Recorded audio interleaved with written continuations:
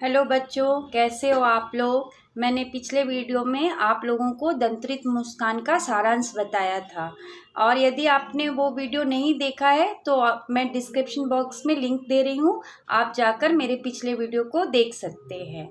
और मैंने आपको पिछले वीडियो में वादा किया था कि मैं दंत्रित मुस्कान के इम्पॉर्टेंट क्वेश्चन आंसर्स आपको बताऊँगी, तो इसलिए मैं आज दंत्रित मुस्कान के इम्पॉर्टेंट क्वेश्चन आंसर बताने जा रही हूँ। लेकिन सबसे पहले आप मेरे वीडियो को लाइक कीजिएगा और सब्सक्राइब कीजिएगा, और पिछले वीडियो को देखने के लिए नीचे डिस्क्रिप्शन बॉक्स के लिंक में जाइए और मेरे पिछले वीडियो को भी देखिए। तो अब हम शुरू कर रहे हैं इम्पॉर्टेंट क्वेश्चन आंसर या दंत्रित मुस्कान का। दंत्रित मुस्कान के ये जो क्वेश्चन हैं वो बहुत ही इम्पॉर्टेंट है। ये बोर्ड परीक्षा में ज़रूर आएंगे, इनमें से कोई ना कोई प्रश्न ज़रूर आएगा, तो आप लोग ज़रूर इसका उत्तर लिख लीजिएगा। मैं आपको साथ साथ इसके उत्तर भी बताती जाऊँगी। पहला प्रश्न है, बच्चे की दंत्रित मुस्कान का कवि के मन पर क्या प्रभाव पड़ता है। तो कुछ प्रश्न के उत्तर होते हैं जिन्हें हमें पॉइंट्स में लिखना चाहिए और कुछ प्रश्न के उत्तर हैं जिन्हें पॉइंट्स में नहीं लिखना चाहिए। तो जो प्रश्न का उत्तर पॉइंट्स में लिखना चाहिए वो मैं बता दूंगी आपको कि ये पॉइंट में लिखिएगा, तो अगर आप पॉइंट में लिखेंगे तो आपको अच्छे नंबर मिलेंगे। पहला प्रश्न क्या है, बच्चे की दंत्रित मुस्कान का कवि के मन पर क्या प्रभाव पड़ता है। तो ये उत्तर आप पॉइंट में लिखेगा। पहला, बच्चे के दंत्रित मुस्कान को देखकर कवि के मन में निम्नलिखित प्रभाव पड़ता है। पहला, कवि को लगता है बच्चे की, पहला नंबर देकर लिखिएगा, कवि को लगता है कि बच्चे की दंत्रित मुस्कान को देखकर कवि को लगता है जैसे मृत व्यक्ति के शरीर में भी जान पड़ जाएगी और अर्थात निरुत्साहित व्यक्ति भी उत्साहित हो जाएगा, उसमें जीवन जीने की अभिलाषा आ जाएगी। दूसरा पॉइंट्स आप लिखिएगा, बच्चे की दंत्रित मुस्कान को देखकर कवि को ऐसा लगता है जैसे कि पत्थर भी पानी बन जाएगा और बांस और बबूल से शेफालिका के फूल झड़ने लगेंगे, अर्थात कि जो कठोर हृदय व्यक्ति है वह भी नरम बन जाएगा। और तीसरा प्रभाव क्या पड़ता है, बच्चे कवि के हृदय में बच्चे को देखकर कि कवि को लगता है कि कमल का फूल तालाब छोड़कर उसकी झोपड़ी में खिल गया है, अर्थात बच्चा उसे इतना कोमल और नाजुक लगता है कि वह बच्चे की तुलना किससे कर रहा है, कमल के फूल से कर रहा है। तो ये क्वेश्चन का आंसर में 3 पॉइंट्स देकर आप लिखेंगे। अब तीनों पॉइंट मैंने आपको बता दिया। और दूसरा प्रश्न है, बच्चे की मुस्कान और एक बड़े व्यक्ति की मुस्कान में क्या अंतर है। जो बच्चे की मुस्कान है वो बहुत ही निश्चल होती है, ये उत्तर है। बच्चे की मुस्कान जो है वो बहुत ही निश्चल होती है, उसमें किसी प्रकार की चालाकी की भावना नहीं छिपी होती है। उसकी मुस्कान में प्रसन्नता के भाव होते हैं और मस्ती के भाव रहते हैं, जबकि एक बड़े व्यक्ति की मुस्कान में क्या है, चालाकी की भावना होती है। उसकी मुस्कान में छल कपट की भावना होती है, दूसरों के लिए दुर्भावना रहती है। बच्चे की मुस्कान और बड़े की मुस्कान में यही अंतर होता है। और बच्चे की मुस्कान की तुलना हम ईश्वर की मुस्कान से भी करते हैं, ठीक है, क्यों बच्चे की मुस्कान को हम ईश्वर की मुस्कान के समान मानते हैं। ये है दूसरे प्रश्न का उत्तर, इसे पॉइंट में नहीं लिखना है। पहले वाले का पॉइंट में आंसर लिखना है, दूसरे वाले का आंसर हमें पॉइंट में नहीं लिखना है।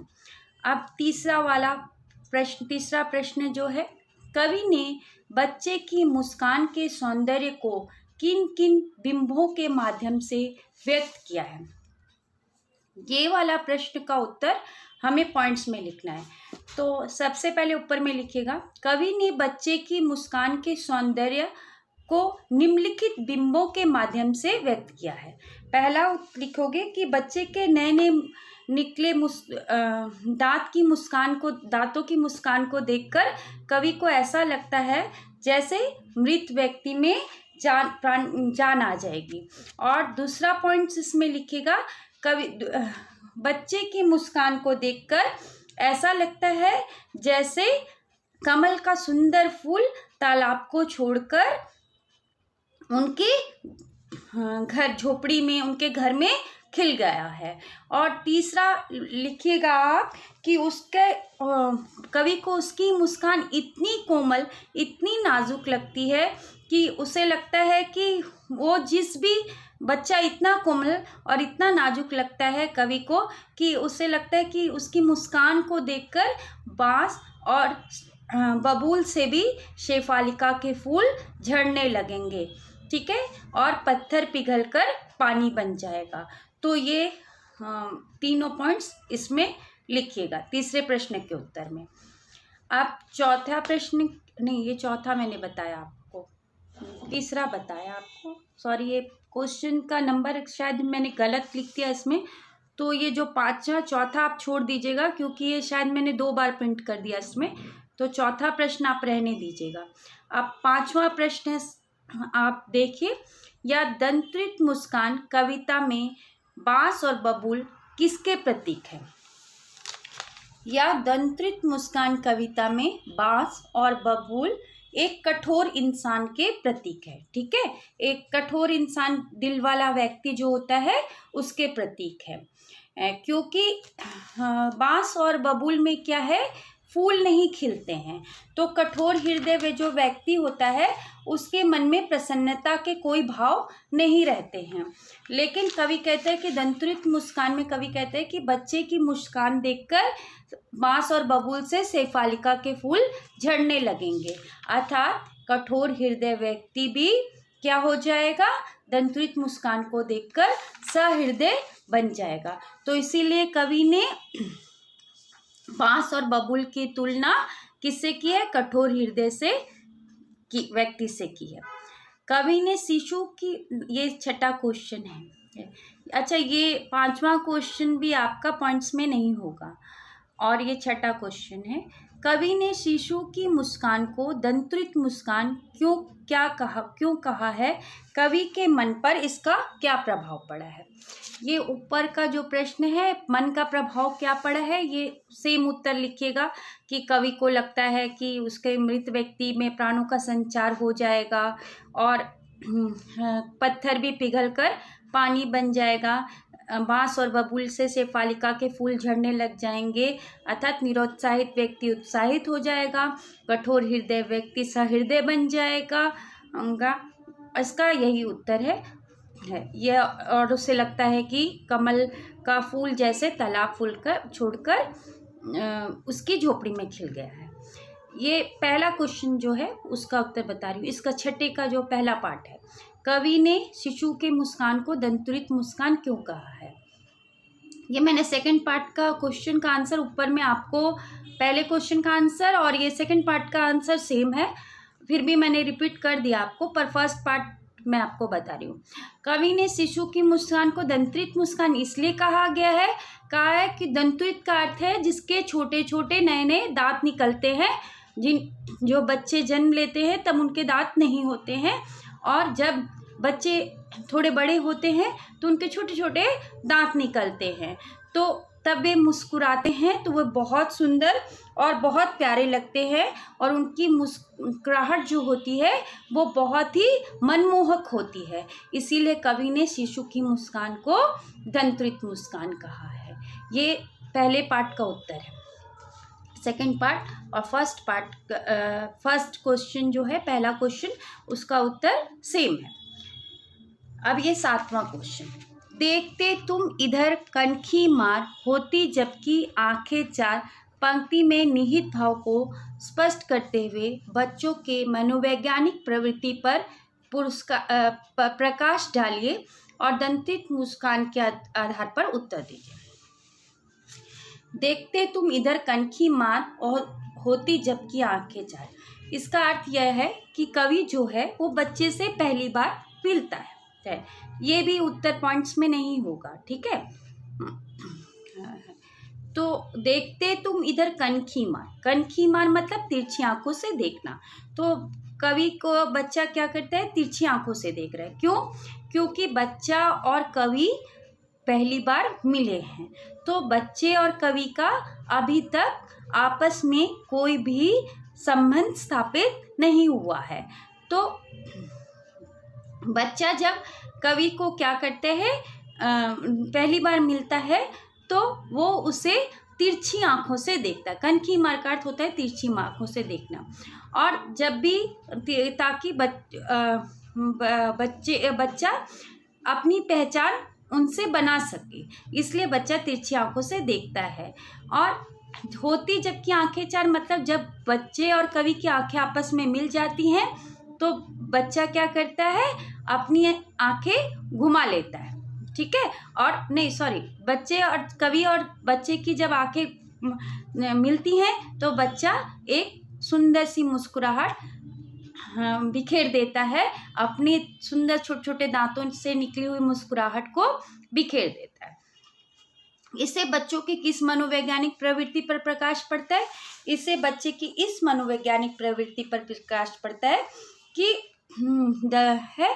बच्चे जो होते हैं वो अनजान व्यक्ति से जल्दी से अपना संपर्क स्थापित नहीं करते हैं, और वे क्या करते हैं, किसी को देखते हैं पर तिरछी आंखों से देखते हैं, ताकि देखने सामने वाले आदमी को यह ना पता चले कि वो उन्हें देख रहा है, लेकिन वो उन्हें क्या करना चाहता है, पहचानना चाहता है, इसलिए वह उसे तिरछी आंखों से देखता है। इससे बच्चे के क्या होता है, उसके निश्चल जब वो आंखें मिल जाती है तो वो क्या करता है, मुस्कुरा देता है, अर्थात वह क्या कर रहा है, सामने वाले से संपर्क स्थापित करना चाहता है, परंतु अभी उसका और सामने वाले का संपर्क अभी उतना नहीं बना है। तो ये दंतयुक्त मुस्कान के आधार पर उत्तर है, ठीक है। शिशु के 8वां नंबर प्रश्न का उत्तर है, शिशु के धूल से भरे हुए शरीर को देखकर नागार्जुन ने क्या कल्पना की थी? शिशु के धूल से भरे हुए शरीर को देखकर कवि नागार्जुन कल्पना करते हैं कि कमल का सुंदर फूल तालाब को छोड़कर उनकी झोपड़ी में खिल गया है, अर्थात